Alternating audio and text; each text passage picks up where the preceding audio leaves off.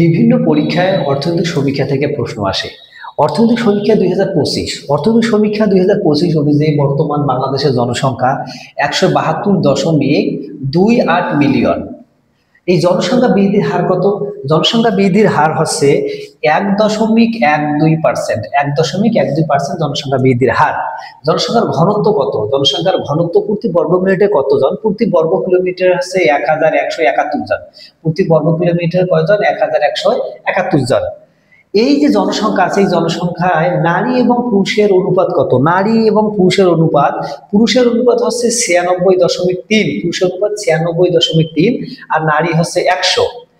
স্থূল জন্মহার কত? স্থূল জন্মহার হচ্ছে ১৯.৪ জন। স্থূল জন্মহার হচ্ছে ১৯.৪ জন আর স্থূল মৃত্যুহার হচ্ছে ৬.১ জন। স্থূল জন্মহার ১৯.৪ জন আর স্থূল জন্মহার হচ্ছে ৬.১ জন। এবার দেখো আমরা আয়ুষ্কাল। বাংলাদেশের মোট আয়ুষ্কাল মানুষ বাঁচে ৭২.৩ বছর। এর মধ্যে পুরুষের আয়ুষ্কাল হচ্ছে ৭০.৮ বছর, ৭০.৮ বছর আর নারীর আয়ুষ্কাল হচ্ছে ৭৩.৮ বছর। নারীর আয়ুষ্কাল কত? ৭৩.৮ বছর।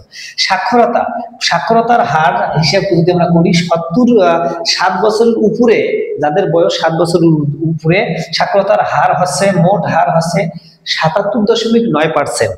এর ভিতরে পুরুষের সাক্ষরতার হার হচ্ছে ৮০.১% আর নারীর সাক্ষরতার হার হচ্ছে ৭৫.৮%। এই যে অর্থনৈতিক সমীক্ষা থেকে বিভিন্ন পরীক্ষায় প্রশ্ন আসে।